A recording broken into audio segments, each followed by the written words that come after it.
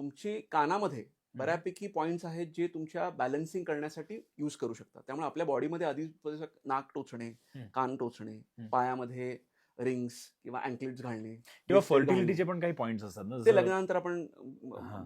लेडीजना हे करतात ना, की हां. त्यांची म्हणजे अंगठी घालणे सुद्धा. तर इथे साधारणपणे पॉइंट आहे जो तुमच्या सेक्शुअल एनर्जीला बॅलन्स ओके. करण्यासाठी, इम्प्रूव्ह करण्यासाठी यूज केला जातो. ब्रेसलेट घालणं, आपण धागा बांधतो, हम्म. कलावा बांधतो. हे सगळे पॉइंट्स तुमचे मेरिडियन्स वरती काम करतात. म्हणजे कुठल्याही धर्मामध्ये हात आपण धुतो त्यावेळेला हे मूव्ह करतो. तर इथे साधारणपणे अँझायटी, स्ट्रेसचे पॉइंट आहेत. ओके.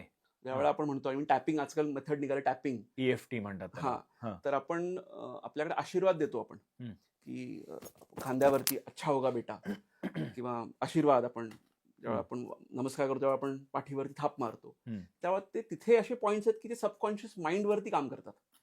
किंवा आपण म्हणतो all is well, all is well ते पिक्चर मध्ये बघतो, पण ते खरंच आपल्या जनरल आयुष्यामध्ये आहे. की इथे पॉइंट्स आहेत जे मर्म चिकित्सा किंवा आपण ज्याला आयुर्वेद म्हणतो, हे सगळे पॉइंट्स कुठं ना कुठे गंगेला मिळाल्यासारखे आहेत. की बाबा सगळ्याच गोष्टी समुद्राला भेटतात. चायनीज अक्युपंक्चरचे पॉइंट्स म्हणा, तुमचे मर्माचे पॉइंट्स म्हणा, तुमचे योगाचे पॉइंट्स म्हणा, अक्युप्रेशर, अक्युपंक्चर, हे सगळे पॉइंट एकच आहेत बॉडीमध्ये. सांगण्याची पद्धत वेगवेगळी आहे.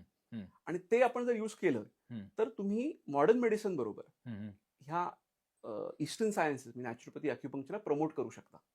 सो आमचं काम आहे की हे सायंटिफिकली लोकांना व्हॅलिडेट करणे आणि लोकांपर्यंत पोहोचवणे की आजकाल ॲलोपॅथी लकीली और मॉडर्न मेडिसिन डॉक्टर्स पण अप्रिशिएट करतायत की अक्युपंक्चर हे काम करतं. म्हणजे फर्टिलिटीमध्ये म्हणा, अँझायटी म्हणा, भरपूर मॉडर्न मेडिसिन डॉक्टर्स आमचे पेशंट्स आहेत.